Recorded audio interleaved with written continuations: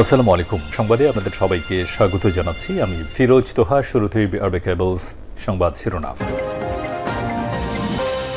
বাংলাদেশের সর্বশেষ গুরুত্বপূর্ণ আপডেট সংবাদ আপনাকে স্বাগত। শুরুতেই সংবাদ শিরোনাম, পরে বিস্তারিত। শুরুতেই জানাবো, মার্কিন শুল্ক বিবেচনা চেয়ে ডোনাল্ড ট্রাম্পকে ডক্টর ইউনূসের চিঠি। মার্কিন শুল্ক পুনর্বিবেচনা চেয়ে যুক্তরাষ্ট্রের প্রেসিডেন্ট ডোনাল্ড ট্রাম্পকে চিঠি দিয়েছে অন্তর্বর্তীকালীন সরকারের প্রধান উপদেষ্টা অধ্যাপক ডক্টর মোহাম্মদ ইউনূস। চিঠিতে ৩ মাসের জন্য ৩৭% শুল্ক প্রস্তাব স্থগিত রাখার অনুরোধ জানানো হয়েছে। এরপর জানাবো, বিচার বিভাগের সংস্কার না করলে কোনো বিভাগের সংস্কারই স্থায়িত্ব পাবে না বললেন প্রধান বিচারপতি। আজ বিভিন্ন খাতের সংস্কারের প্রশ্ন উঠেছে। সবার আগে বিচার বিভাগের স্থায়ী সংস্কার না করলে কোনো বিভাগের সংস্কারই স্থায়িত্ব পাবে না বলে মন্তব্য করেছেন প্রধান বিচারপতি ডক্টর সৈয়দ রেফাত আহমেদ। সোমবার ৭ এপ্রিল ১১টায় দিনাজপুরের হাকিমপুর মহিলা ডিগ্রি কলেজে দরিদ্র মেধাবী শিক্ষার্থীদের বৃত্তি প্রদান অনুষ্ঠানে সব কথা বলেছেন প্রধান বিচারপতি সৈয়দ রেফাত আহমেদ। এদিকে আগামী নির্বাচনে প্রচারণায় থাকছে না পোস্টার। আগামী জাতীয় সংসদ নির্বাচন প্রচারণায় পোস্টার ব্যবহার না রাখার প্রস্তাবনা রেখে নির্বাচনী আচরণ বিধির একটি খসড়া তৈরি প্রায় চূড়ান্ত করা হয়েছে। কমিশনের অনুমোদনের পর তা সর্বসাধারণের জন্য করা হবে। জানাবো, জুলাই গণহত্যার বিচার আন্তর্জাতিক আদালত আইসিসিতে পাঠানোর কথা ভাবছে সরকার, বললেন প্রেস সচিব। জুলাই আগস্টে ছাত্র জনতার আন্দোলন দমাতে নির্বিচারে গুলি চালায় আইন শৃঙ্খলা রক্ষাকারী বাহিনী। তাতে প্রায় শত শত মানুষ মারা গিয়েছে, আহত হয়েছে অনেকেই। রাজনৈতিক পথ পরিবর্তনের পর তদন্তে নেমে মানবতা বিরোধী অপরাধের প্রমাণ পায় জাতিসংঘ। প্রতিবেদনে সংস্থাটি জানায়, হত্যায় জড়িত ক্ষমতাচ্যুত শেখ হাসিনা এবং তার সরকারের উচ্চপদস্থ কর্মকর্তারা জড়িত। এদিকে আন্দোলনকারীদের না পেটানো সেই পুলিশ সদস্য পাচ্ছেন রাষ্ট্রপতির পদক। কিছুদিন আগে দায়িত্ব পালন করার সময় লাঠিপেটা না করে বরং লাঠিপেটার অভিনয় করে আন্দোলনকারীদের ছত্রভঙ্গ করে এক পুলিশ। এমন একটি ভিডিও সামাজিক যোগাযোগ মাধ্যমে ভাইরাল হয়েছে। নেটিজেনরা ভিডিওটি শেয়ার করে সেই পুলিশ সদস্যদের কাজের ধরন দেখে প্রশংসা করেছে। তাকে স্বীকৃতিস্বরূপ রাষ্ট্রপতি পুলিশ পদক পিপিএম পদক পাচ্ছেন সেই পুলিশ সদস্য। এবং সর্বশেষ জানাবো, বিশ্ববাজারে জ্বালানি তেলের দামে ধস। বিশ্ববাজারে জ্বালানি তেলের দাম সোমবার ৭ এপ্রিলে ধস নেমেছে। ব্রেন্ট ক্রুড অয়েলের দাম ৩.৫% কমে ব্যারেল প্রতি $৬৩.৩০ লেনদেন হচ্ছে। এছাড়াও যুক্তরাষ্ট্রের মানদণ্ডে ওয়েস্ট টেক্সাস ইন্টারমিডিয়েট WTCI তেল ৩.৫% কমে ব্যারেল প্রতি $৫৯.৮৪ নেমে এসেছে। খবর রয়টার্সের। প্রিয় দর্শক, যেটি গত ৪ বছরের মধ্যে তেলের দাম এত কমেনি এর আগে। ২০২১ সালের শুরুতে যখন বিশ্ব করোনা ভাইরাস মহামারীর সঙ্গে লড়াই করছিল, তখন তেলের দাম এত কমেছিল। আবার নতুন করে তেলের দাম কমলো। প্রিয় দর্শক, এতক্ষণ শুনছিলেন সংবাদ শিরোনাম, এবারে বিস্তারিত। তবে তার আগে বন্ধুরা, অনুরোধ থাকবে সংবাদটিতে একটি লাইক দিন। এই চ্যানেলে আপনি নতুন হয়ে থাকলে আমাদের সংবাদটি দেখতে দেখতে চ্যানেলটি সাবস্ক্রাইব করে রাখুন। কমেন্ট করে আপনার মূল্যবান মতামত জানিয়ে দিন আপনি বিশ্বের কোন দেশ থেকে বা বাংলাদেশের কোন স্থান থেকে আমাদের সংবাদটি দেখছেন এবং শুনছেন। এবারে বিস্তারিত।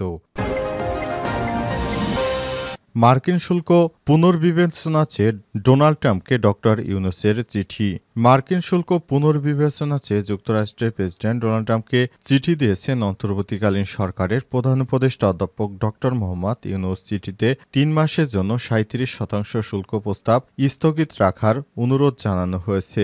প্রধান উপদেষ্টা প্রেস সচিব শফিকুল আলম ডোনাল্ড ট্রাম্পকে প্রধান উপদেষ্টা চিঠি দেওয়ার বিষয়টি নিশ্চিত করেছেন। চিঠিতে যুক্তরাষ্ট্রের পণ্য বাংলাদেশের বাজারে প্রবেশে শুল্ক সুবিধা দেওয়ার কথা বলেছেন ডক্টর ইউনূস। সোমবার ৭ এপ্রিল বিকেলে রাজধানীর হোটেল ইন্টারকন্টিনেন্টালে বিনিয়োগ সম্মেলনে প্রথম দিনে প্রেস ব্রিফিংয়ে সব বিষয়ে প্রেস সচিব শফিকুল আলম বলেছেন, যুক্তরাষ্ট্রের বাড়তি শুল্ক আরোপ ৩ মাসের জন্য স্থগিত রাখতে ডোনাল্ড ট্রাম্পকে চিঠি দিয়েছে প্রধান উপদেষ্টা। চিঠিতে বাংলাদেশ কি করতে চায় তার প্রতিশ্রুতিও রয়েছে।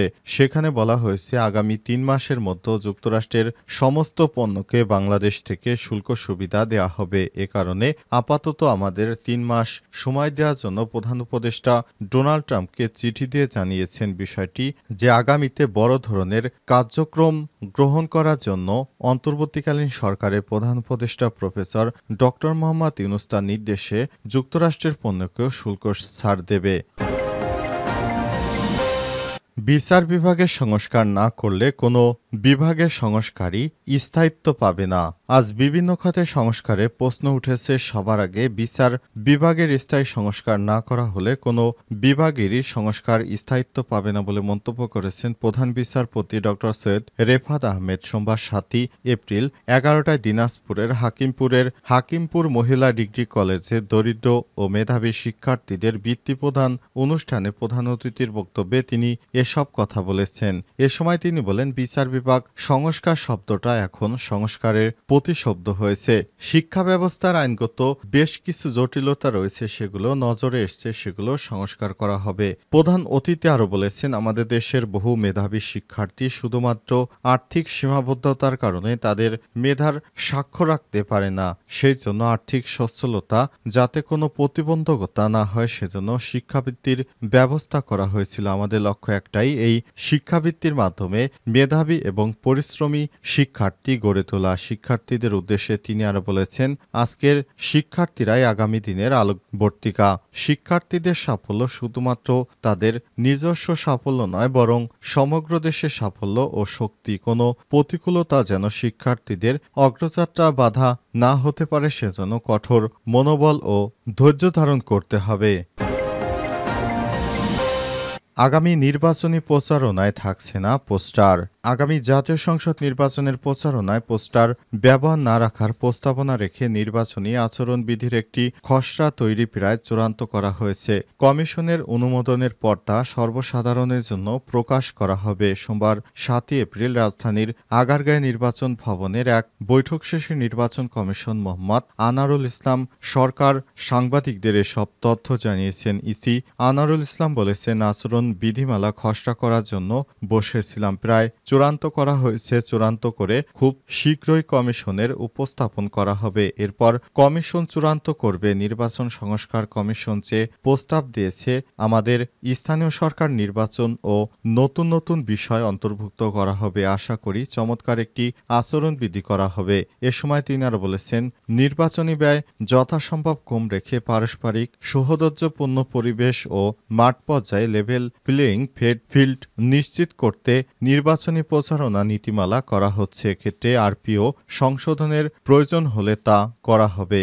ভোটের সময় শৃঙ্খলা রক্ষায় সর্বোচ্চ কঠোরতা প্রয়োগে আইনি কাঠামো শক্তিশালী করতে কাজ চলছে। খসড়া আচরণবিধি উল্লেখযোগ্য পরিবর্তনগুলো বিষয় জানতে চাইলে আগামী জাতীয় নির্বাচন প্রচারণায় পোস্টার থাকছে না বলে জানান আনোয়ারুল ইসলাম। তিনি আরও বলেছেন, সংস্কার কমিশনের প্রস্তাব এরকমই। এই প্রস্তাবকে ভালোই মনে করছি। সোশ্যাল মিডিয়াতে প্রচারের বিষয়টিও রয়েছে। জুলাই হত্যাকাণ্ডে বিচার আইসিইউতে পাঠানোর কথা ভাবছে সরকার, বললেন প্রেস সচিব।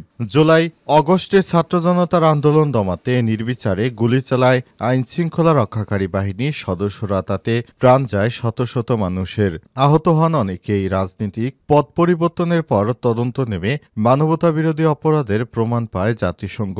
প্রতিবেদনে সংস্থাটি জানিয়েছে, হত্যায় জড়িত ক্ষমতাচ্যুত প্রধানমন্ত্রী শেখ হাসিনা এবং তার সরকারের উচ্চপদস্থ কর্মকর্তারা জড়িত। আন্দোলন দমনের নামে তারা হত্যার নির্দেশ দিয়েছিল। মোবাইল সহ বিভিন্ন ইলেকট্রনিক্স ডিভাইসের মাধ্যমে 10ই জুলাইয়ের পরে সব আলামত নষ্টের অভিযোগ আন্তর্জাতিক অপরাধ ট্রাইব্যুনালের প্রসিকিউটর তানভীর হাসান জোহার। তিনি বলেছেন, শুধু ডিলেট না, কোথাও যেন কোনো ডেটা না থাকে, সেজন্য স্থায়ীভাবে ডিলিট করার নির্দেশনা আমরা তদন্তে পেয়েছি। সে সমস্ত জিনিস আমরা পুনরুদ্ধার করে আন্তর্জাতিক মানদণ্ড মেনে আদালতে প্রেরণযোগ্য ব্যবস্থা করেছি। এদিকে প্রধান উপদেষ্টার প্রেস সচিব শফিকুল আলম জানিয়েছেন, হত্যাকাণ্ডের বিচারের বিষয়টি নেদারল্যান্ডসের হেগের আন্তর্জাতিক অপরাধ আদালতে পাঠানোর সুযোগ আছে কিনা খতিয়ে দেখছে সরকার। তিনি আরো বলেছেন, এটি পাঠাতে পারলে সুবিধা হচ্ছে, সারা বিশ্বের মানুষ দেখতে পারবে কি নৃশংসভাবে বাংলাদেশে গণহত্যা চালানো হয়েছে। তবে এক্ষেত্রে বাংলাদেশের স্বার্থেই সিদ্ধান্ত নেওয়া হবে।